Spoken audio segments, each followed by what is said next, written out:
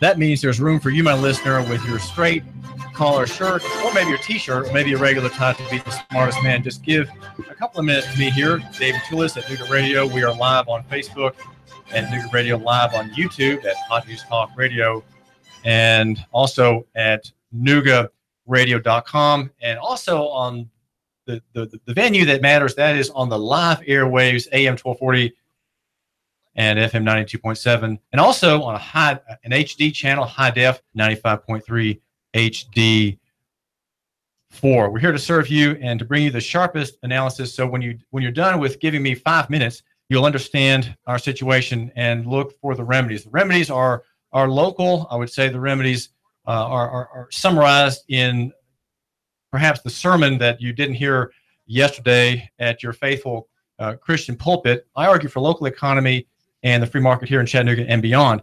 We're talking with Bill Arnold, who is a free-range traveler, if you will, a GMO-free, free-range traveler, father of 6, living near Adamsville, Tennessee, which is near the Shiloh National Park, and between Memphis. Well, it's a couple hours from Memphis, in the direction of Oxford, Mississippi, in Walking Tall, Buford-Pusser country. Bill, there's going to be an argument made tomorrow morning at 9 o'clock, 9:30, about the right to travel. Could you, from what you understand about the issues in general, could you give my listener a quick summary of what those arguments are all about and why they matter to him? Yeah, and I've met Jay, and Jay Hirsch. His issues are very similar to ours. And on the right to travel side, there is a clear distinction that he and I both read into. And I try not to talk. I'll try not to presume too much. That from reading his paperwork, it's clear that the laws are written with this dual nature of travel, and those are things that the right to travel and the activity of commercial traffic on the roads, they'll appear similar. They are not, and it goes to a point of law, not to a point of facts. So he's going to. I expect him to be arguing in regards to both the lack of due process that was occurred in his case, and he's been going to the points and the question specifically on if the laws as he reads them are constitutional and they're being unconstitutionally applied, and if they are, and if the right of travel has been abolished, then he and I are both stuck in a position to where to request the privilege of travel requires us to get rid of our religious free exercise. So peculiarly, he and I are both in a position to where if the state has the power, which it does not, to abolish the right to travel, then they have to be able to, without any religious test, grant us equal access to the privilege.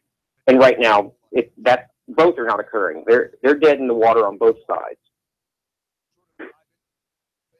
You're telling my listener, Bill, that he has a right to travel, but he's given up that right to travel to obtain a privilege, which brings with it the benefits of having a state ID, for example, and other benefits.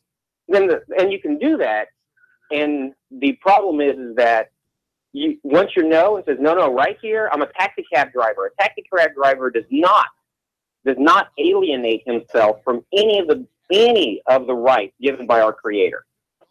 But during the time frame he is acting as a taxi cab driver, he has to abide by all of the statutes and ordinances and police power and revenue generating codes involved in that activity.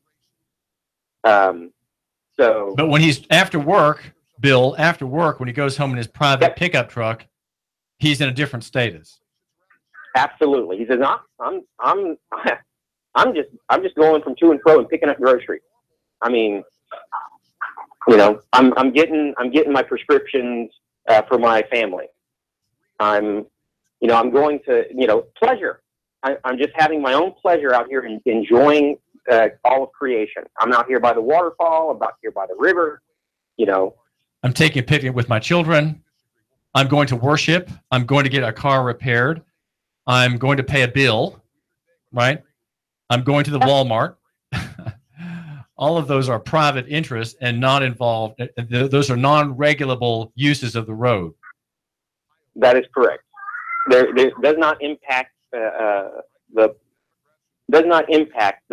public interest with a for-profit activity on the roads or any public property. Now, your wife Tracy, who's in her 30s, you're 41. She's a slightly younger woman than you. Recently, had an encounter with an officer from Crump, Tennessee, a town that was May 29. Just briefly, what happened in that encounter, and is there still unfinished business? Don't want to talk about that a lot because there is unfinished business. The encounter occurred 5/29. They saw, well, from the report, they saw the van without plate, 15-seater private property, and stopped and detained, which is an arrest, and cited Tracy for no driver's license, no tags, blah blah blah, and 5 of my girls were in the van at the time, plus a friend, and so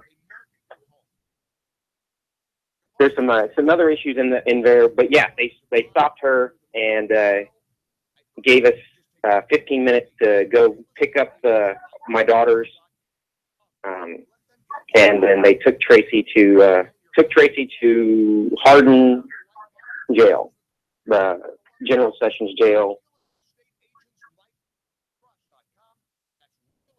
What happened at the hearing? Well, when we got to the hearing, as normal in our experiences, we're the last case to be heard, and they called Tracy up, and we didn't see anyone there that we recognized. And when they started and they said, prosecution, are you ready to proceed? Prosecution looked around the room, says, we are unable to locate the officer, and then says, all right, they couldn't proceed, so they dismissed the 4 charges. And I find it curious how often a DA or assistant DA is unable to locate an officer. All right. Well, listen, Bill Arnold, thanks very much for joining us. We'll hear more about that another day. Thank you very much. Yes. Bill Arnold is a traveler, and the arguments he uses to defend himself and his wife in court are going to be made in a larger scale with a much larger volume and scope of interest, and that is before the Tennessee Court of Criminal Appeals tomorrow at 9:30 in the morning. The defendant making his case for arguing that the Tennessee driver licensing regime is illegal and unconstitutionally applied to 90% of the people on the roadway, is going to be made and heard by the judges, and that is a case of remarkable import. I would say it's the most important case of the past 80 years in Tennessee, touching the lost freedoms that we have, freedoms that no one knows how to defend, that in fact are so far gone that the vernacular that we have of just getting about, we call it driving, shows the totality of the state's absorption of the people into its program of commerce in what we call commercial government. I am a reader of LewRockwell.com, perhaps the most influential and important website for the anti-state, anti-war, pro-market economy. And I hope maybe this is Mike Steele. This is David Tulis. Caller, what's on your mind? You're live on the air. It's interesting. I don't necessarily agree with him because he's giving a lot of opinions, not in legal theory. But I would guarantee you most people have a loan on their vehicle, and to get that loan, you have to have a license to show you're proficient at operating the motor vehicle, and it has to be titled. And the courts have ruled that if that vehicle goes from one state to another, it's regulated under interstate commerce. So there's a lot of highly technical laws. And my question is, can a horse and buggy travel on I-75, even though the courts have ruled that horse and buggies are equivalent to motorized vehicles? And I'm sure you're going to say no. Then the next question is, why should anybody care about this? how would one know to stop at a red light or go at a green light, or if someone's speeding down your road doing 95 and a 25 with kids playing with no vehicle code, would that person be able to be cited? And these are all valid concerns. Now, if one builds their own conveyance in their backyard and it's not titled with the state, and they decide to put a motor on the back of it and jump on it, that's a different argument. That's the personal right to travel. But the second you get in the government's car, and David, if your state is titled with Tennessee, it is not your vehicle. You have an equitable interest in it. It isn't yours. They hold the original title. You're in their vehicle. You have to follow their rules. And the problems with Americans are they want everything. They want the privilege of getting a loan. They want the privilege of the police protecting them. They want the privilege of welfare and unemployment. They want all these privileges, but they don't want to have to follow the rules. And I can tell you this because I challenged this in 1980 as he did, and I won. No driver's license, no registration, no insurance, junk title. And they refused to prosecute because now you're traveling as a matter of right. So you're saying, Mike, let me ask you, you're saying then that that Mrs. Coonrod and the man behind the wheel of her car, Anthony Gladden, were in commerce because the vehicle was, its VIN was registered with the state. She apparently is a licensee to operate a motor vehicle and transportation. And so the other things that touch on commerce applied to that car, and therefore there's no way that the man behind the wheel could say he was not in commerce at that time. The only Americans I've ever met that weren't in commerce were the Amish in Pennsylvania. You're in commerce. I'm in commerce. You have a social security number, probably. Most people do. You're in commerce. You can't have it both ways. Your status has to be right. And when you go to court, you go to court with dirty hands. And the courts don't like that. If you come to court with clean hands, the first thing a judge does when you come to court, they look at your status. There's 165 statuses of the individual. That's why the police say, I'm following the subject. Member subject is like the king and queen had subjects. You're subjects to the crown. You're not a free man. So you have to state your status. Your Honor, I am a free man stating my rights. You need to recognize me. You need to take judicial notice that I am a free man. Is it possible, Mike, is it possible to be a free man? I can't move forward. Mike, is it possible to be a free man? Absolutely. The Amish are free men. The second you sign up and get electricity in your house, you're subject to those rules and regulations and those statutes because you voluntarily decided to let a government entity hook up to your house. That's why the Amish don't do that. They don't have any religious objection to it, of having electricity. They don't want the state on their property. So they don't allow electricity connected to their barns.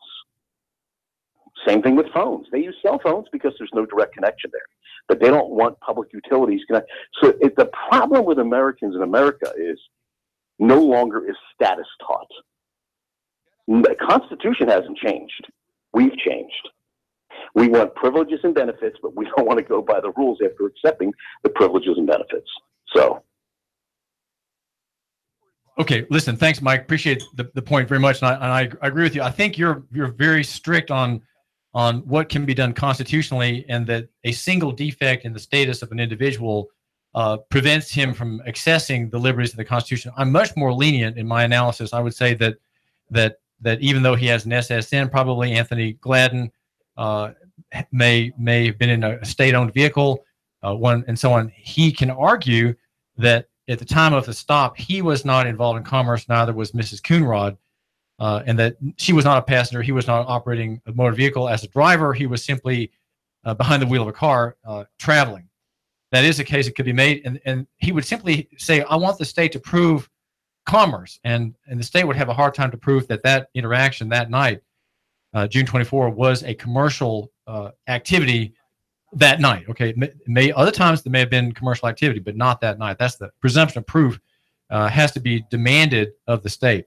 Well, this is David Tulis, and my time has run out. I wanted to get to something that has been pressing on my mind, and that's a terrific analysis by David Stockman of the Trump bubble, and he points out that the American financial system, the American economy, is highly leveraged. In fact, there's so much debt that we are going to have a major crash in the equities, which is to say the stock market, because major players who will be leading the way out will be dumping billions and billions of stock when they suddenly realize there's no way we can get out, and we've got to get out first. There'll be what's called a bank run, effectively, in the stock market. There is a highly leveraged part of the economy, $15 trillion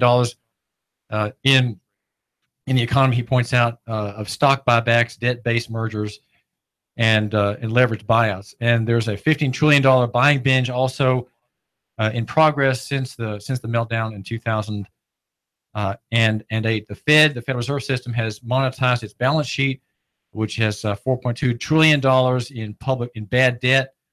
That it's circulating this as if it were money, right, in the banking sector. The public debt is up 9 times since Greenspan, and the debt ratio has gone from 47% of GDP to 106%. Now, President Trump, during the campaign, made one noisy backlash against the deep state, and that was when he brought up the idea of a bubble. But since having taken office, he has joined the bubble bandwagon. He has joined in the continuing monetary expansion that Grandma Yellen talks about. He's taken no steps to puncture or reduce this bubble. Stockman calls it Robin Hood policies. That is doing what? Well, these rules out of the Fed are savaging savers, savaging people who are small business people, small investors, retirees, and meanwhile the elites are getting rich. In this essay, which I'm not going to have time to get to, you'll find it at LewRockwell.com. He says that Trump was distracted at the beginning when he should have fired everybody he could have on the Fed board and replaced it with real hard money type people. Hard to find, I know, but there's not any policy. He says neither in his attack on the Fed by his abuse of the debt bubble, where he was accusing the Fed of being behind the debt bubble. That was his last warning shot. But there hasn't been, he says, any policy content behind that campaign oratory. What he should have done is fire people from the Fed board, and there are 3 vacancies right now out of 7 seats on the board. He could have cleared deadwood by demanding the resignation of Janet Yellen and Stanley Fischer on the first day. He says that Stockman says that the government is led by people who are the absolute worst type of financiers, starting with Steve Mnuchin, the Treasury Secretary, and Wilbur Ross, who is the Secretary of Commerce. Ross, he says, has made billions milking the bleeding carcasses of the steel, auto, and textile manufacturing companies that Fed policies helped destroy. And then, he says, when it added insult to injury by driving cheap debt capital into the hands of leveraged buccaneers like himself, Ross picked them clean with leveraged recaps before unloading their stock into the Fed's manic equity bubble. This is very dense and very rich writing. Treasury Secretary Mnuchin is even worse. He scored a $3 billion windfall owing to a double whammy of crony capitalism and bubble finance. We are speaking of his alleged resurrection of IndyMac, an original poster boy of the subprime fiasco fostered by Alan Greenspan. Under a regime of honest money and free market capitalism, IndyMac would never have existed in the first place. That's because at-risk financial institutions would never have made ninja loans. And of course, a ninja loan is no income, no job, no assets, at teaser rates, which later adjusted to prohibitive monthly charges. Nor would the wreckage of IndyMac, he says, have been bailed out by the state when the obvious thing to do was to close the institution and contract mortgage servicing to a runoff agent for a modest fixed fee. Instead, IndyMac was rescued with egregious sweetheart guarantees by Washington that forced the taxpayer to eat billions of losses. At the same time, Mnuchin and his cronies collected the runoff cash from solvent mortgages, paying themselves $1.5 billion in dividends before unloading the bank, for which it had paid just $1.5 billion to another financial ward of the state for the princely sum of $3.4 billion. The buyer was CIT Group, a Greenspan boom-time business and consumer lender that crashed into the bankruptcy during the 2008 crisis, he says. But thanks to the Fed's massive reflation of the financial sector through ZIRP and QE. It stays nice and cool during the night. 50% off when you use the promo code MikeG. Go to MyPillow.com, promo code MikeG. MyPillow.com, promo code MikeG. Or call to order 800. And here, again, is David Tulis. So CIT was able to have take advantage of a reflation through ZIRP, zero interest rate program, and quantitative easing. He was able to reemerge as a serial acquirer capable of gifting Mnuchin and Company with the most undeserved windfall economic rents ever recorded. And that's a very angry, bitter, and very colorful analysis of the current economic situation by David Stockman. I took the time to read David Stockman's 700-page treatise on the recent economic developments in the past 75 years, and highly recommend it. Highly recommend that book. It was often a bit short on the details and a bit short on the narrative, but it has a great deal worthwhile in it. He says Donald now owns the bubble and has left his presidency and the American economy squarely in harm's way. That is, by failing to clean house at the Fed, he has defaulted to the clueless Keynesians who are still domiciled there. If there is any doubt that they are utterly bubble blind and have no understanding whatsoever of the rampant speculation and momentum-driven risk-taking their policies have unleashed in the casino, the most recent Barron's cover story made it clear. That is, that robo-machines, ETFs, and other forms of passive investing have set the markets up for a thundering crash. A thundering crash. And because that prospect is real, and because I see it and perceive it, I argue for local economy and the free market, and that would be by divesting national and investing local.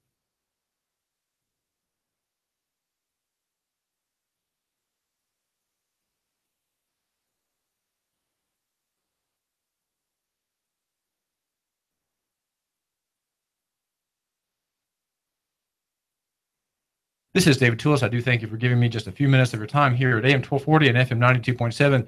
Despite the gloomy take, despite the gloomy analysis, I am highly, highly optimistic and believe that you, my listener, and your family, you know the story, and I will prosper together here in Chattanooga, thinking Noogacentrically, thinking lococentrically.